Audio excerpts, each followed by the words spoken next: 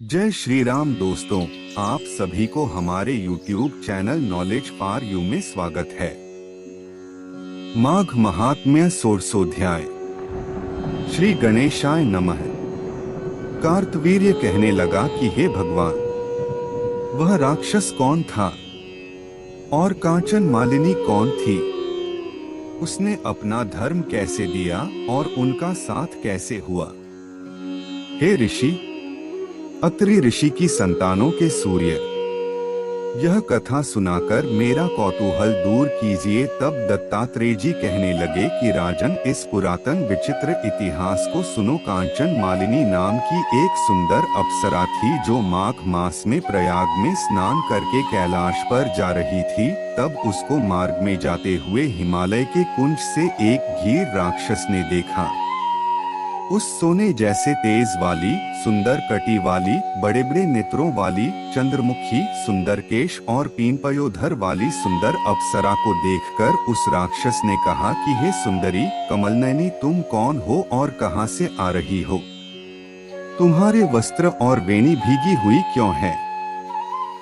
तुम आकाश मार्ग से कहां जाती हो और किस पुण्य के प्रताप से तुम्हारा शरीर सा तेजस्वी और रूप सा मनोहर है? तुम्हारे गीले वस्त्र से मेरे मस्तक पर गिरे हुए एक बूंद जल से मेरे क्रूर मन को एकदम शांति प्राप्त हो गई। इसका क्या कारण है? तुम बड़ी शीलवती प्रतीत होती हो, इसका कारण मुझसे कहिए। अप्सरा ने कहा कि हे राक्षस, सुनो, मैं काम रूपिणी अप्सरा हूँ। मैं प्रयाग में संगम में स्नान करके आ रही हूँ, इसी से मेरे वस्त्र भीगे हैं। अब कैलाश पर जा रही हूँ जहाँ पर श्री शिव निवास करते हैं।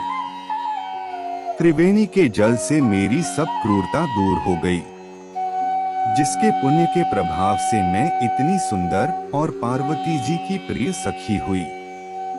जो आश्चर्य देने वाला उदाहरण मुझसे ब्रह्मा जी ने कहा था सो सुनो।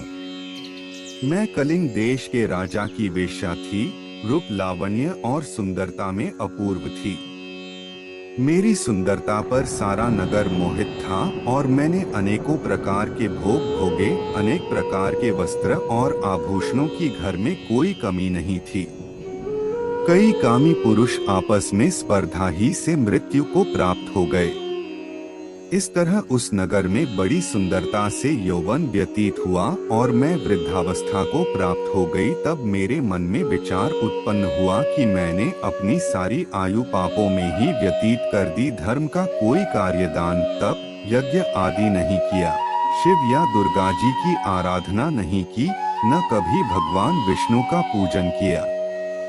इस प्रकार अशांत चित्त से मैंने एक ब्राह्मण की शरण ली जो वेदों का ज्ञाता और ब्रह्मनिष्ठ था। मैंने उनसे पूछा कि मेरा निस्तार किस प्रकार हो सकता है।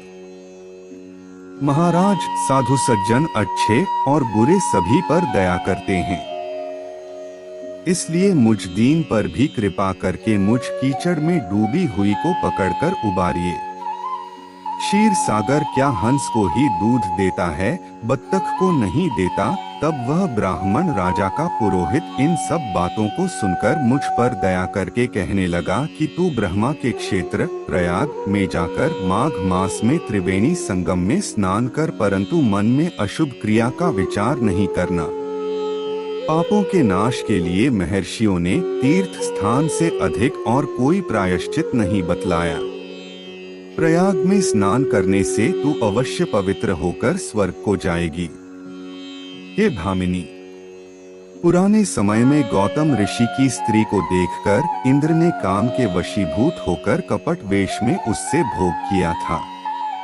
इसलिए ऋषि द्वारा श्राप दिया गया और उसका शरीर अत्यंत लज्जायुक्त हजारों भगों वाला हो गया। तब इंद्र नीचा मुंह करके अपने पाप कर्म की बुराई कराने लगा।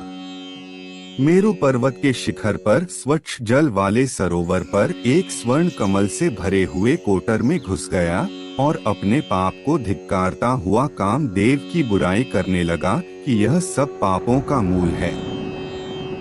इसके ही वशीभूत होकर मनुष्य नरक में जाते हैं और अपने धर्म, कीर्ति, यश और धैर्य का नाश करते हैं। इंद्र सा सोच रहा था सो इंद्र के बिना सारा देवलोक शोभाहीन हो गया। तब देवता, गंधर्व, किन्नर, लोकपाल इंद्राणी के सहित बृहस्पति जी से जाकर पूछने लगे कि महाराज, इंद्र के न रहने से स्वर्ग सा शोभाहीन हो गया है, जैसे सतपुत्र के बिना श्रेष्ठ कुल। इसलिए स्वर्ग की शोभा के लिए कोई क्रिया सोचिए। इस विषय में देर नहीं लगानी चाहिए। तब बृहस्पति जी कहने लगे कि इंद्र ने बिना सोचे विचारे जो कर्म किया है उसका फल भोग रहा है, सो वह कहाँ है, मैं यह सब जानता हूँ। फिर गुरुजी ने सबको साथ लेकर स्वर्ण कमलों से युक्त बड़े सरोवर में इंद्र को देखा, जिसका मुख मलिन और आंखें बंद थी। तब इंद्र ने बृहस्पति जी के चरणों को पकड़कर कहा कि इस पाप से उद्धार करके आप मेरी रक्षा कीजिए। तब बृहस्पति जी ने इंद्र से कहा कि प्रयाग में स्नान करने से ही तुम पाप मुक्त हो जाओगे। तब इंद्र सहित सबने ही प्रयाग में जाकर संगम में स्नान किया और त्रिवेणी स्नान से इंद्र पाप मुक्त हो गए। तब बृहस्पति जी ने इंद्र को वरदान दिया कि तुम्हारे शरीर में जितने भग हैं सब नेत्र हो जाए। तब इंद्र ब्राह्मण के वर से 1000 नेत्रों से सा सुशोभित हुआ, जैसे मानसरोवर में कमल शोभायमान होता है। इति श्री पद्म पुराणे माघ महात्म्य षोडशोऽध्याय। श्री कृष्ण समर्पणमस्तु। आपको हमारा ये वीडियो कैसा लगा कमेंट्स कर जरूर बताएं। साथ में अपनी प्रियजनों के साथ भी ये वीडियो शेयर करें। ऐसे नई जानकारी के लिए हमेशा हमारे चैनल नॉलेज फॉर यू से जुड़े रहिए। फिर मिलेंगे हमारा अगला वीडियो में नई जानकारी के साथ। तब तक के लिए आज्ञा दे। नमस्कार।